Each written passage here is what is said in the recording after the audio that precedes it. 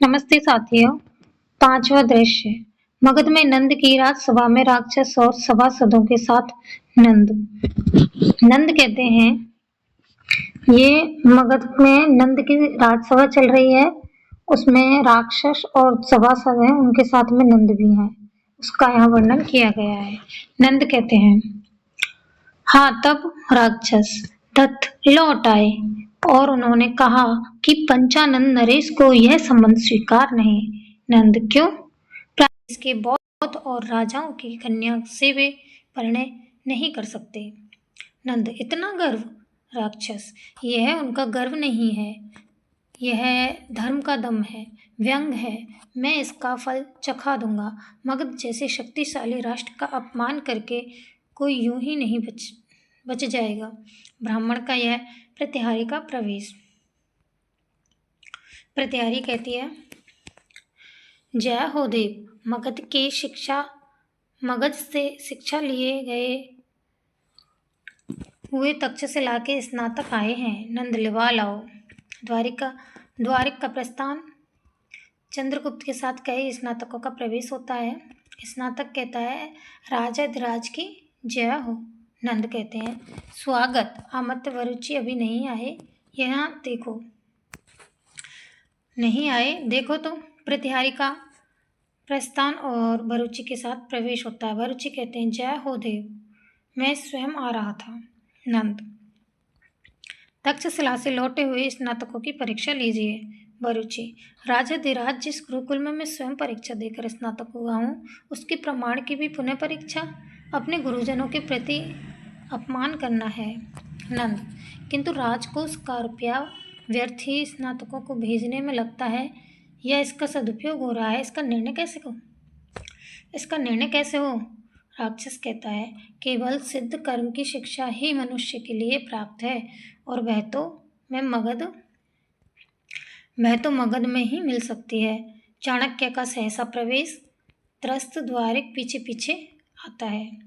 चाणक्य कहते हैं, परंतु बौद्ध धर्म की शिक्षा मानव व्यवहार के लिए पूर्ण नहीं हो सकती, भले ही वह संघ विहार में रहने वाले के लिए उपयुक्त हो। नंद, तुम अनंतकार चर्चा करने वाले कौन हो जी? चाणक्य कहता है, तक्षशिला से लौटा हुआ एक स्नातक ब्राह्मण। नंद, ब्राह्मण, जिधर देखो कृत्य के सामने इसकी आतंक ज्वाला धधक रही है। चाणक्य कहता है, नहीं महाराज, ज्वाला कहाँ, भस्मांकुट अंगारे रह गए हैं। राक्षस कहता है, तब भी इतना ताप? चाणक्य, वह तो रहेगा ही। जिस दिन उसका अंत होगा उसी दिन आर्यव्रत का ध्वंस होगा। यदि अमात्य ने ब्राह्मण विनाश करने का विचार किया हो तो जन्मभूमि की भलाई के लिए उसका त्याग कर दें, क्योंकि राष्ट्र का शुभ चिंतन केवल ब्राह्मण ही कर सकते हैं। एक जीव की हत्या से डरने वाले तपस्वी बौद्ध सिर पर मंडराने वाली विपत्तियों से, रक्त समुद्र की आंधियों से आर्यव्रत की रक्षा करने में असमर्थ प्रमाणित होंगे। नंद कहते हैं, ब्राह्मण तुम बोलना नहीं जानते तो चुप रहना सीखो। चाणक्य कहता है, महाराज, उसे सीखने के लिए मैं तक्षशिला गया था और मगध का सिर ऊंचा करके उसी गुरुकुल में मैंने अध्यापन का कार्य भी किया है, इसलिए मेरा हृदय यह नहीं मान सकता कि मैं मूर्ख हूँ। नंद कहता है, तुम चुप रहो। चाणक्य, एक बात कहकर महाराज। राक्षस, क्या? चाणक्य, यवनों की विकट वाहिनी निशित पर्वतमाला तक पहुँच गया है। तक्षशिला देश की भी उसमें अभिसंधि है। संभवतः समस्त आर्यव्रत पदाक्रांत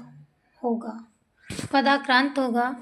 उत्तर पथ में बहुत से छोटे छोटे गणतंत्र हैं, वे उस सम्मिलित पारसिक यवन बल को रोकने में असमर्थ होंगे।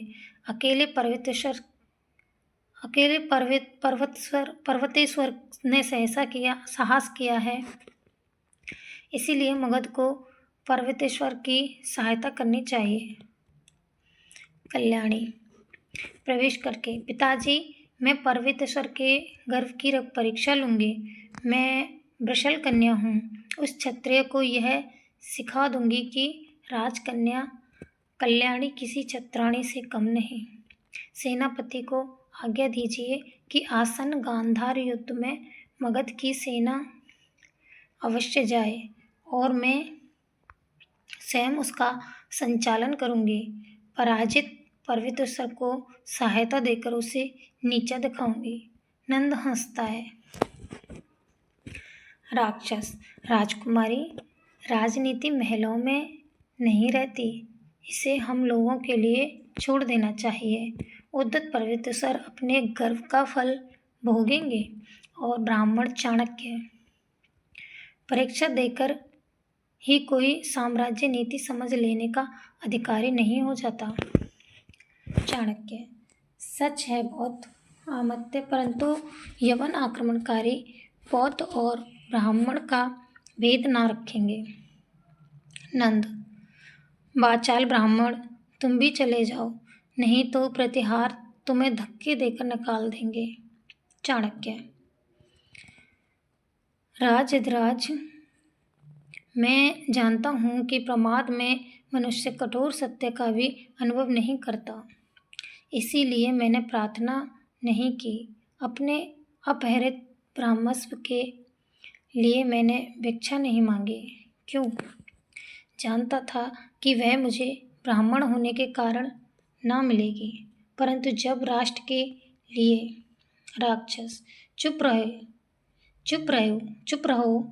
चाणक्य के पुत्र को होना, तुम्हारे पिता भी ऐसे ही हठी थे। नंद, क्या उसी विद्रोही ब्राह्मण की संतान? निकालो इसे अभी यहाँ से। प्रतिहार आगे बढ़ता है।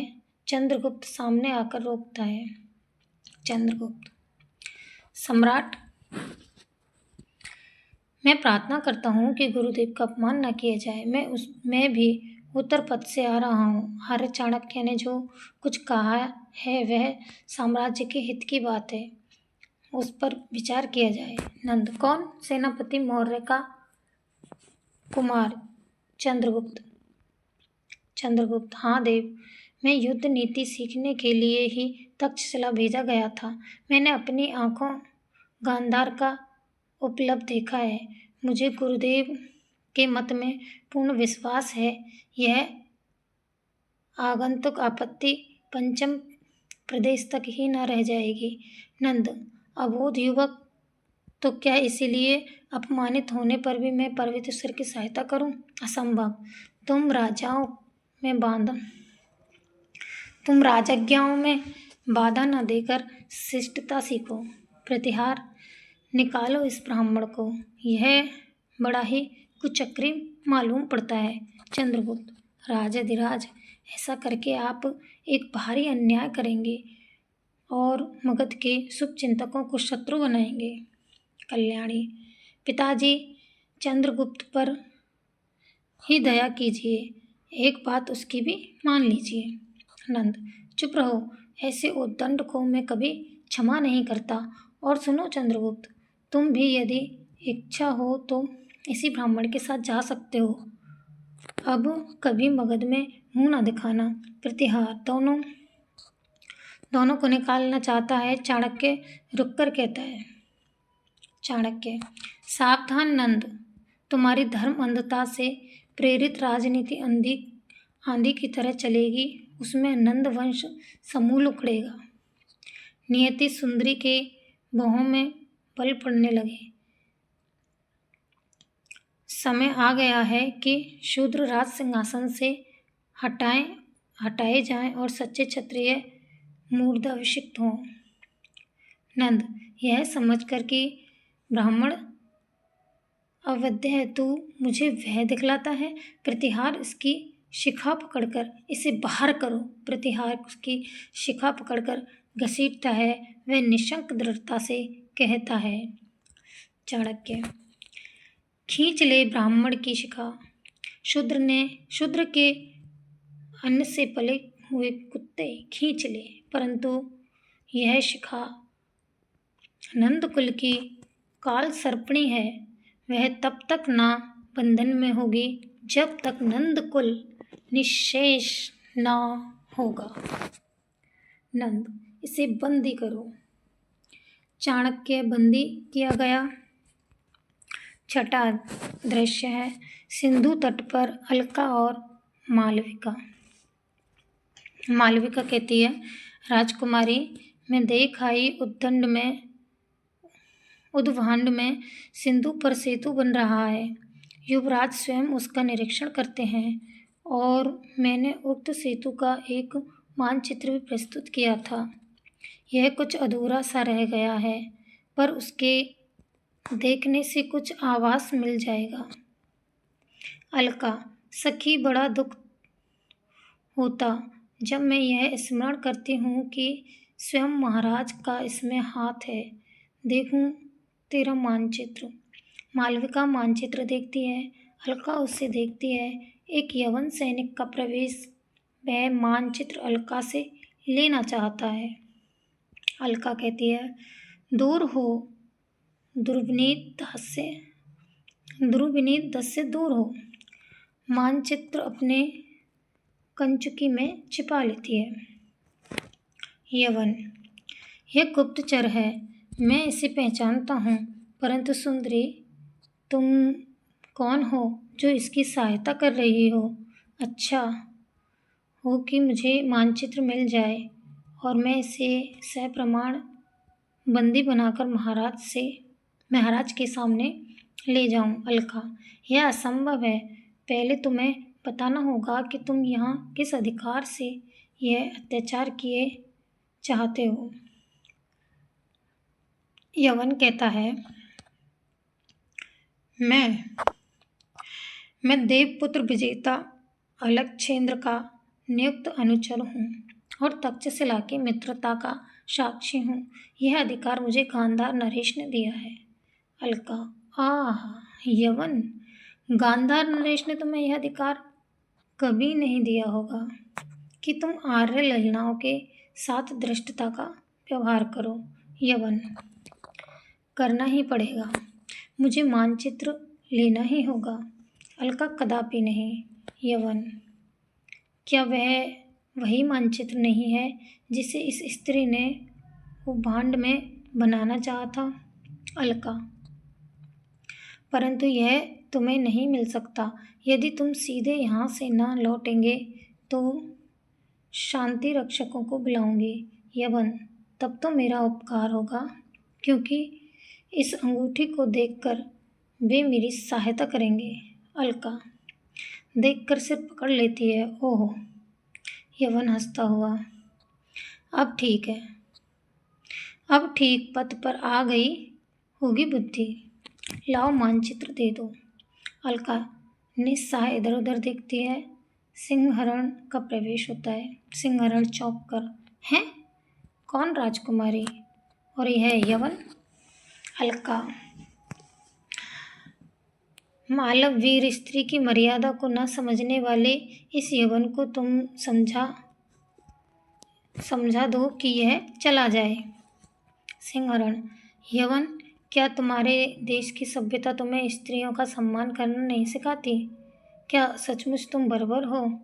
यवन, मेरी उस सभ्यता को किसी भी पुरुष के साथ में होने से उसे जैसे मैं बनता ले ही लेता। सिंहरण, तुम बड़े प्रगल्भ हो। यवन, क्या तुम्हें भय नहीं कि तुम एक दूसरे राज्य में ऐसा आचरण करके अपनी मृत्यु बुला रहे हो? यवन, उसे आमंत्रण देने के लिए ही उतनी दूर से आया हूँ। सिंहरण, राजकुमारी, यह मानचित्र मुझे देकर आप निरापद हो जाए, फिर मैं देख लूँगा। अलका मानचित्र देती हुई, तुम्हारे ही लिए तो यह मंगवाया था। सिंहरण उसे देखते हुए, ठीक है, मैं रुका भी इसीलिए था। यवन से, हाँ जी, कहो, अब तुम्हारी क्या इच्छा है? यवन खड़ग निकाल कर, मानचित्र हमें दे दो या प्रमाण देखना होगा। सिंहरण कहता है, उसके अधिकारी का निर्वाचन खड़ग करेगा, तो फिर सावधान हो जाओ। तलवार खींचता है। यवन के साथ युद्ध सिंहहरण घायल होता है, परंतु यवन को उसके भीषण प्रत्याक्रमण से भय होता है। वह भाग निकलता है। अलका, वीर, यद्यपि तुम्हें परिश्रम की आवश्यकता है, परंतु अवस्था बड़ी भयानक है। वह जाकर कुछ उत्पात मचावेगा। पिताजी पूर्ण रूप से यवनों के हाथ में आत्मसमर्पण कर चुके हैं। सिंहभरण हंसता है और रक्त पोंछता हुआ, मेरा काम हो गया राजकुमारी। मेरी नौका प्रस्तुत है, मैं जाता हूँ, परंतु बड़ा अनर्थ हुआ चाहता है। क्या गांधार नरेश किसी तरह न मानेंगे? अलका, कदापि नहीं, कदापि नहीं। पर्वतेश्वर से उनका बुद्धमूल बैर है। बद्धमूल बैर है। सिंहहरण, अच्छा, देखा जाएगा, जो कुछ होगा। देखिए, मेरी नौका आ रही है, अब विदा मांगता हूँ। सिंधु में नौका आती है। घायल सिंहहरण उस पर बैठता है। सिंहहरण और अलका दोनों एक दूसरे को देखते हैं। अलका कहती है, मालविका भी तुम्हारे साथ जाएगी। तुम अकेले जाने योग्य इस समय नहीं हो। सिंहहरण कहता है, जैसी आज्ञा। बहुत शीघ्र फिर दर्शन करूँगा। जन्मभूमि के लिए ही यह जीवन है। फिर जब आप सी सुकुमारियाँ इसकी सेवा में कटिबद्ध हैं, तब मैं पीछे कब हटूँगा। अच्छा, नमस्कार। मालविका नाव में बैठती है। अलका सतृष्ण नयनों से देखती हुई नमस्कार करती है। नाव चलती है। 4 सैनिकों के साथ यवन का प्रवेश होता है। यवन, निकल गया मेरा अहेर। यह सब प्रपंच इसी रमणी का है, इसको बंदी बनाओ। सैनिक अलका को देखकर सिर झुकाते हैं। यवन, बंदी करो सैनिक।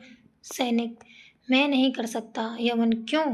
गांधार नरेश ने तुम्हें आज्ञा दी है।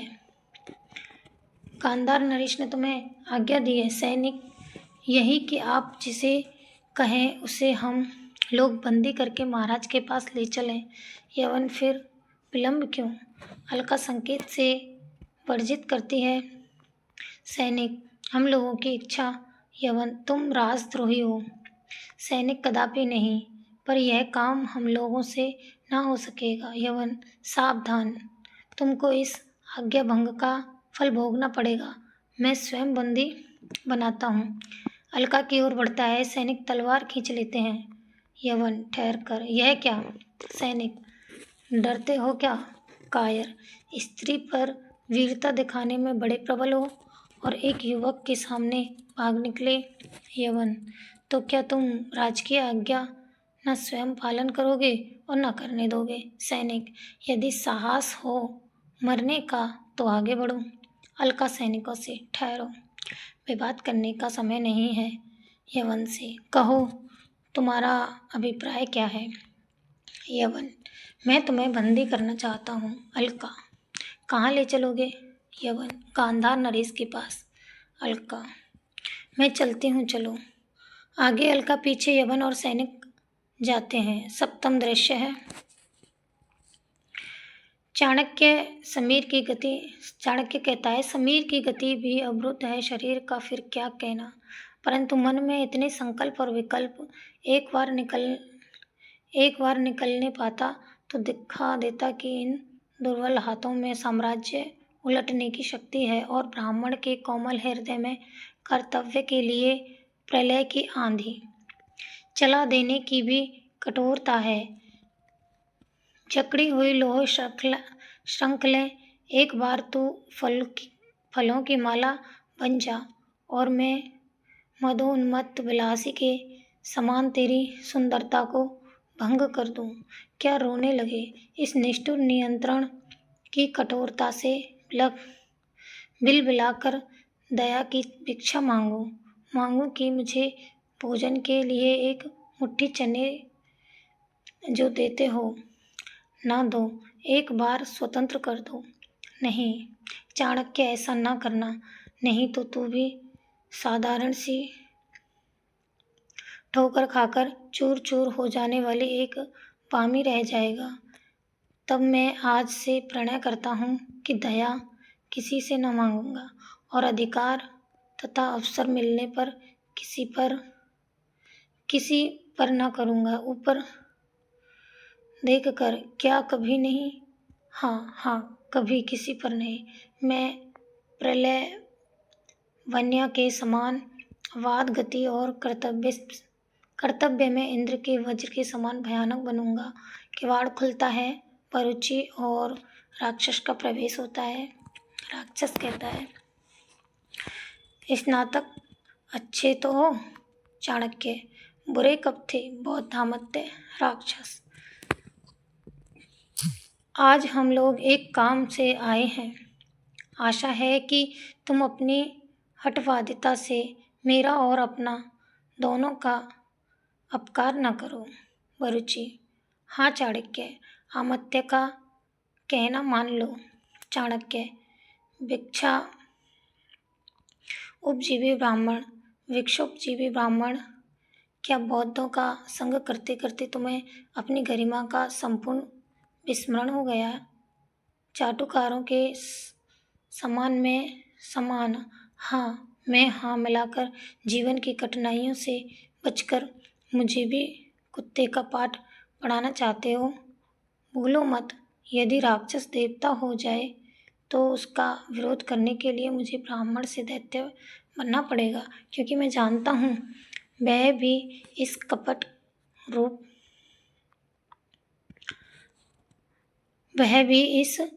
रूप होना। वरुचि, ब्राह्मण हो भाई, त्याग और क्षमा के प्रमाण तपोनिधि ब्राह्मण हो इतना। चाणक्य, त्याग और क्षमा, तप और विद्या, तेज और सम्मान के लिए, लोहे और सोने के समान सिर झुकाने के लिए हम लोग ब्राह्मण नहीं बने हैं। हमारी दी हुई विभूति से हमें को अपमानित किया जाए, ऐसा नहीं हो सकता। कात्यायन, अब केवल पाणिनि से काम ना चलेगा, अर्थशास्त्र और दंड नीति की आवश्यकता है। वरुचि कहता है, मैं वार्तिक लिख रहा हूँ चाणक्य, उसी के लिए तुम्हें सहकारी बनाना चाहता हूँ। तुम इस बंदी गृह से निकलो। चाणक्य, मैं लेखक नहीं हूँ कात्यायन, शास्त्र प्रणेता हूँ, व्यवस्थापक हूँ। राक्षस, अच्छा, मैं लेखक नहीं हूँ कि तुम विवाद न बढ़ाकर स्पष्ट उत्तर दो। तुम तक्षशिला में मगध के गुप्त प्रतिनिधि बनकर जाना चाहते हो या मृत्यु चाहते हो? तुम्हीं पर विश्वास करके क्यों भेजना चाहता हूँ, यह तुम्हारी स्वीकृति मिलने पर बताऊंगा। चाणक्य, जाना तो चाहता हूँ तक्षशिला, पर तुम्हारी सेवा के लिए नहीं, और सुनो, पर्वतेश्वर का नाश करने के लिए तो कदापि नहीं। राक्षस, यथेष्ट है, अधिक कहने की आवश्यकता नहीं। वरुचि, विष्णुगुप्त, मेरा वार्तिक अधूरा रह जाएगा, मान जाओ। तुमको पाणिनि के कुछ प्रयोगों का पता भी लगाना होगा जो उस शालातुर्य व्याकरण ने लिखे हैं। फिर से एक बार तक्षशिला जाने पर ही उनका। चाणक्य कहते हैं आगे, मेरे पास पाणिनि में सिर खपाने का समय नहीं। भाषा ठीक करने से पहले मैं मनुष्यों को ठीक करना चाहता हूँ, समझे? वरुचि, जिसने शुभायु मघो नाम तद्धित सूत्र लिखा है, वह केवल व्याकरण ही नहीं, दार्शनिक भी था। उसका चाणक्य कहता है, यह मेरी समझ में नहीं आता। मैं कुत्ता साधारण युवक और इंद्र कभी एक सूत्र में नहीं बांध सकता। कुत्ता कुत्ता ही रहेगा, इंद्र इंद्र ही। सुनो वरुचि, मैं कुत्ते को कुत्ता ही बनाना चाहता हूँ। नीचों के हाथ में इंद्र का अधिकार चले जाने से जो सुख होता है उसे मैं भोग रहा हूँ। तुम जाओ। वरुचि, क्या मुक्ति भी नहीं चाहते? चाणक्य, तुम लोगों के हाथों से वह भी नहीं। राक्षस, अच्छा, तो फिर तुम्हें अंधकूप में जाना होगा। चंद्रगुप्त का रक्तपूर्ण खड्ग लिए सहसा प्रवेश चाणक्य का बंधन काटता है। राक्षस प्रतिहारियों को बुलाना चाहता है। चंद्रगुप्त, चुप रहो आमत्य, शवों में बोलने की शक्ति नहीं, तुम्हारे प्रहरी जीवित नहीं रहे। चाणक्य, मेरे शिष्य वत्स चंद्रगुप्त। चंद्रगुप्त, चलिए गुरुदेव। खड़ग उठाकर राक्षस से, यदि तुमने कुछ भी कोलाहल किया तो राक्षस बैठ जाता है, भरुचि गिर पड़ता है।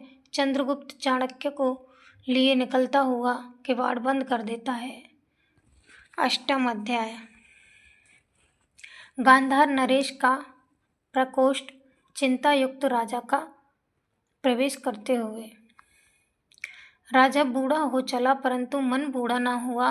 बहुत दिनों तक तृष्णा को तृप्त करता रहा, पर तृप्त नहीं होती। आंभिक तो अभी युवक है, उसके मन में महत्वाकांक्षा का होना अनिवार्य है। उसका पथ कुटिल है। गंधर्व नगर की सी सफलता उसे अपने पीछे दौड़ा रही है। विचार कर, हाँ ठीक तो नहीं है, पर उन्नति के शिखर पर नाक की सीध चढ़ने में बड़ी कठिनता है। ठहर कर, रोक दूं? अब से भी अच्छा है, जब वे घुस आवेंगे तब तो गांधार को भी वही कष्ट भोगना पड़ेगा जो हम दूसरों को देना चाहते हैं। अलका के साथ यवन और रक्षकों का प्रवेश। राजा कहता है, बेटी अलका। अलका, हाँ महाराज। अलका। राजा, नहीं कहो। हाँ पिताजी। अलका, कब तक तुम्हें सिखाता रहूं? अलका, नहीं महाराज। राजा, फिर महाराज।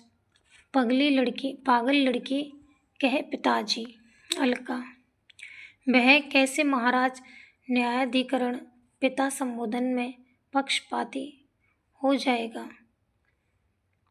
राजा, यह क्या? यवन, महाराज मुझे नहीं मालूम कि ये राजकुमारी है, अन्यथा मैं इन्हें बंदी न बनाता। राजा, सेल्यूकस तुम्हारा मुख कंधे पर से बोल रहा है। यवन, यह मेरी राजकुमारी अलका है। आ बेटी। उसकी ओर हाथ बढ़ाता है, वह अलग हट जाती है। अलका, नहीं महाराज, पहले न्याय कीजिए। यवन, उभादंड पर बांधने वाले पुल का मानचित्र इन्होंने एक स्त्री से बनवाया है, और जब मैं उसे मांगने लगा तो एक युवक को देकर इन्होंने उसे हटा दिया। मैंने यह समाचार आप तक निवेदित किया और आज्ञा मिली कि वे बंदी किए जाएं, परंतु वह युवक निकल गया। राजा, क्यों बेटी? मानचित्र देखने की इच्छा हुई थी सेल्यूकस से। तो क्या चिंता है? जाने दो, मानचित्र तुम्हारा पुल बांधना रोक नहीं सकता। अलका, नहीं महाराज, मानचित्र एक विशेष कार्य से बनवाया गया है। वह गांधार की लगी हुई गालिक छुड़ाने के लिए। राजा, सो तो मैं जानता हूँ बेटी, तुम क्या कोई नासमझ हो। वेग से आंभिक का प्रवेश। आंभिक कहता है, नहीं पिताजी, अपने राज्य में एक भयानक षड्यंत्र चल रहा है और तक्षशिला का गुरुकुल उसका केंद्र है।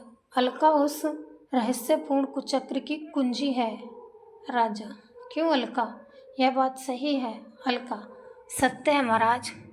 जिस उन्नति की आशा में आंभिक ने यह नीच कर्म किया, उसका पहला फल यह है कि आज मैं बंदिनी हूँ।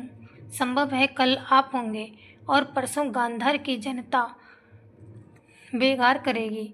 उनका मुखिया होगा आपका वंश उज्ज्वलकारी आंभिक। यवन, संधि के अनुसार देवपुत्र का साम्राज्य और गांधार मित्र राज्य है। यह व्यर्थ की बात है। आंभिक, सेल्यूकस, तुम विश्राम करो। हम इसको समझकर तुम्हें मिलते हैं।